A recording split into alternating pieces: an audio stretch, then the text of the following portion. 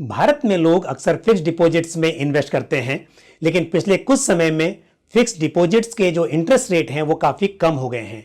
ऐसे में जरूरत है किसी दूसरे विकल्प की जहां पर पैसा सेफ भी हो और साथ में रिटर्न्स भी थोड़े बेहतर मिल सके। मैं हूं Pankaj Matpal, certified financial planner and chartered wealth manager.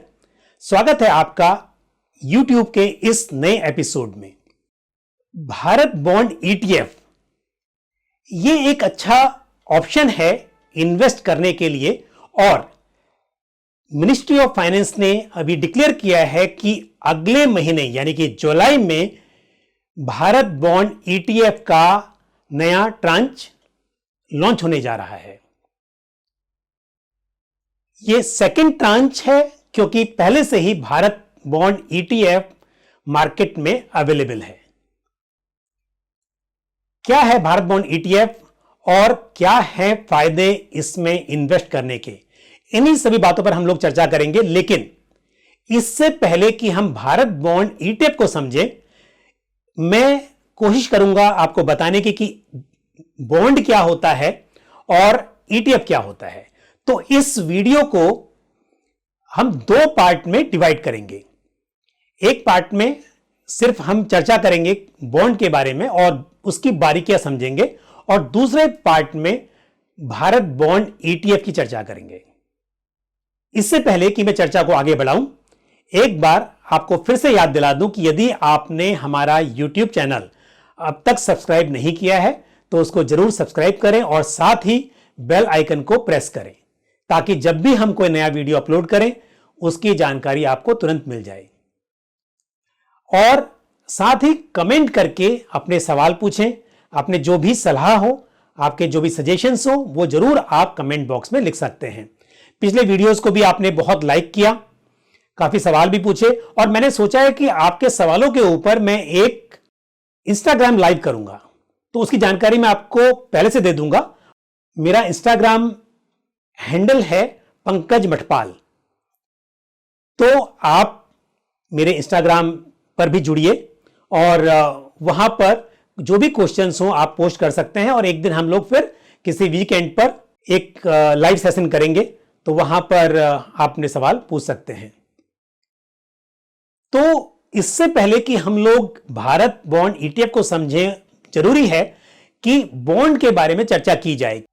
देखिए, जैसे आप फिक्स डिपॉजिट में इन्वेस्ट करते हैं या आप बैंक में एक फिक्स डिपॉजिट ओपन करते हैं, तो आप बैंक को पैसा देते हैं और बैंक आपको प्रॉमिस करता है कि वो एक समय के बाद जो भी उस फिक्स डिपॉजिट की अवधि होगी, जो भी टर्म होगा, तो टर्म के बाद जैसे ही FD मैच्योर होगी आपको आपका पैसा वापस मिल जाएगा, और उसके साथ आपको इंटरेस्ट भी मिलेगा। वो इंटरेस्ट हो सकता है कि आप मंथली लें, क्वार्टरली लें, हाफ ईयरली लें या क्यूमुलेटिव हो, कोई भी ऑप्शन हो सकता है। लेकिन जब आप फिक्स डिपॉजिट ओपन करते हैं तो आपको प्रॉमिस किया जाता है कि आपको आपका पैसा ब्याज समेत वापस किया जाएगा। तो इसका मतलब क्या हुआ? एक तरह से आपने बैंक को लोन दिया और बैंक ने आपको आपका पैसा ब्याज समेत वापस कर दिया। जब आप लोन लेते हैं तो आप ब्याज के साथ पैसा बैंक को वापस करते हैं, और जब आप FD ओपन करते हैं तो आप बैंक को पैसा देते हैं, और बैंक आपको बदले में प्रॉमिस करता है कि वो आपको ब्याज समेत आपका पैसा वापस करेगा। तो ये तरह से क्या हुआ? डेट है, ये एक तरह से कर्ज है आपका बैंक के ऊपर। इसी तरह से जैसे FDs होती हैं, इसी तरह से बॉन्ड्स होते हैं। बैंक्स, पब्लिक सेक्टर अंडरटेकिंग्स जो गवर्नमेंट की कंपनीज होती हैं, या बड़े बड़े कॉरपोरेट्स, या कई बार गवर्नमेंट भी पब्लिक से पैसा कलेक्ट करती है और उस पैसे के बदले में पब्लिक को ब्याज देती है। तो ये जब लोन दिया जाता है कॉरपोरेट को, बैंक्स को या फिर गवर्नमेंट को, तो उसके बदले में, या गवर्नमेंट की जो कंपनीज होती हैं, पब्लिक सेक्टर एंटरप्राइज या पब्लिक सेक्टर अंडरटेकिंग्स, इनको जब लोन देते हैं तो उसके बदले में जो पेपर मिलते हैं उनको बॉन्ड्स या डिबेंचर्स के नाम से जाना जाता है। आप देखिए, यह समझिए कि जब किसी कंपनी को पैसे की जरूरत होती है तो या तो वो आईपीओ लेके आते हैं शेयर्स का, या फिर वो बॉन्ड लेके आते हैं। तो या तो शेयर्स लेके आते हैं या फिर बॉन्ड्स लेके आते हैं।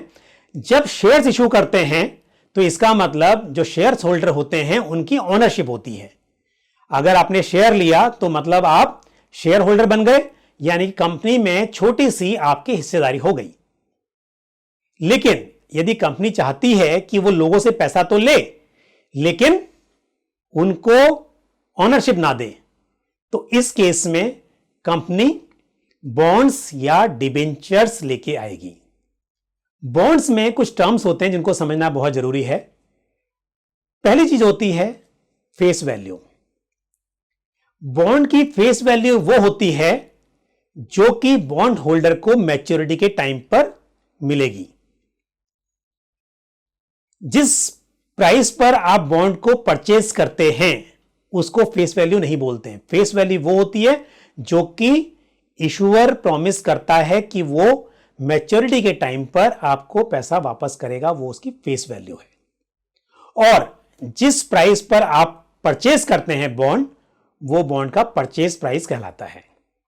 कई बार परचेज प्राइस और फेस वैल्यू सेम हो सकती है, तो इस केस में हम उसको एट पार वैल्यू बोलते हैं या एट पार बॉन्ड बोलते हैं। मतलब कि bond is face value is at par with the purchase price और purchase price is at par with the face value, तो वो एट पार बॉन्ड्स होते हैं। लेकिन ये जरूरी नहीं है कि परचेज प्राइस और फेस वैल्यू सेम हो। तो मान लीजिए कि परचेज प्राइस 1000 रुपीज का है और फेस वैल्यू भी 1000 की है।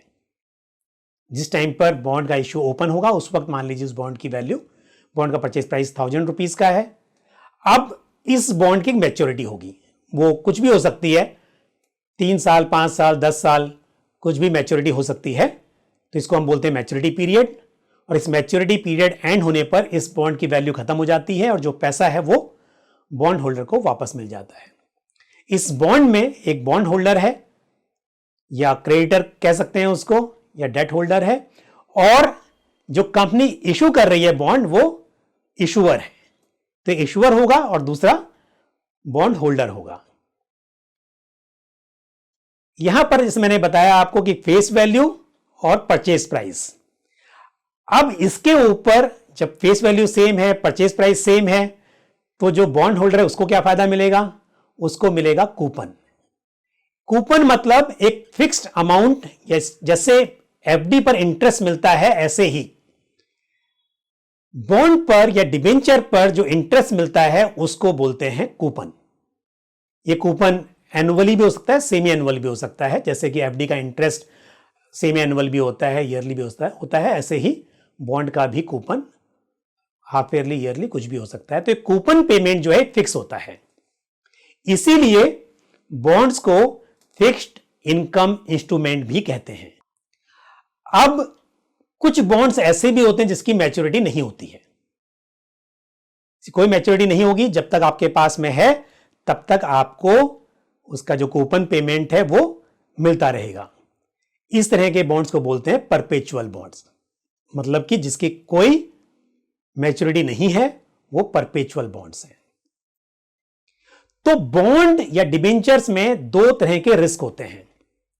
एक होता है क्रेडिट रिस्क और दूसरा होता है इंटरेस्ट रेट रिस्क।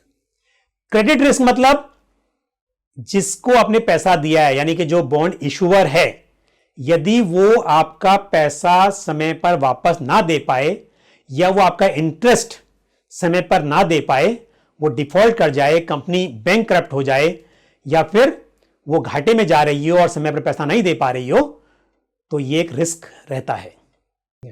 दूसरा जो रिस्क है वो है इंटरेस्ट रेट रिस्क, यानी कि इंटरेस्ट रेट अगर मार्केट में कम या ज्यादा होता है उसकी वजह से आपके बॉन्ड का जो प्राइस होता है वो कम या ज्यादा होगा।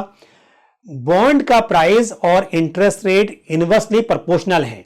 यदि इंटरेस्ट रेट बढ़ता है मतलब आरबीआई समय समय पर इंटरेस्ट रेट कम ज्यादा करती रहती है, उस पर अपना कंट्रोल नहीं है, लेकिन डिफॉल्ट रिस्क ना हो क्रेडिट रिस्क ना रहे बॉन्ड में, इसके लिए जरूरी है कि इन्वेस्टर्स अच्छी क्वालिटी के बॉन्ड्स या डिबेंचर में ही इन्वेस्ट करें। कुछ इंडिपेंडेंट रेटिंग एजेंसीज जैसे क्रिसिल, इक्रा, केयर, BWR ये बॉन्ड्स या डिबेंचर्स को रेटिंग देती हैं। जो AAA रेटेड बॉन्ड्स होते हैं ये सेफ माने जाते हैं। तो AAA रेटेड बॉन्ड्स या फिर जो पब्लिक सेक्टर एंटरप्राइज या पब्लिक सेक्टर अंडरटेकिंग कंपनीज होती हैं, इस तरह के बॉन्ड्स को जो इशू करते हैं उन बॉन्ड्स में, या फिर जिनको सॉवरेन गारंटी होती है उन बॉन्ड में इन्वेस्ट किया जाए तो यहां पर डिफॉल्ट रिस्क कम रहेगा। Bharat bond ETF public sector undertakings के जो बॉन्ड्स होंगे या पब्लिक सेक्टर एंटरप्राइज के जो बॉन्ड होंगे और वो भी सिर्फ AAA रेटेड वाले, उन्हीं में इन्वेस्ट करेगा। तो ये कह सकते हैं कि भारत बॉन्ड ETF काफी सेफ एक ऑप्शन है इन्वेस्टमेंट करने के लिए। अगले वीडियो में हम उस पर चर्चा करेंगे। यदि आपको ये जानकारी पसंद आई हो तो इस वीडियो को लाइक करना ना भूलें और साथ ही अधिक से अधिक इसको शेयर भी करें। यदि आपने हमारा YouTube चैनल अभी तक सब्सक्राइब नहीं किया है तो इसको सब्सक्राइब करें और साथ ही बेल आइकन को प्रेस करें ताकि जब भी हम कोई नया वीडियो अपलोड करें उसकी जानकारी आपको तुरंत मिल जाए। तो अगले वीडियो में हम चर्चा करेंगे भारत बॉन्ड ETF की। तब तक अपना ख्याल रखिए। धन्यवाद। जय Hind. Mutual fund investments are subject to market risks. Read all scheme related documents carefully.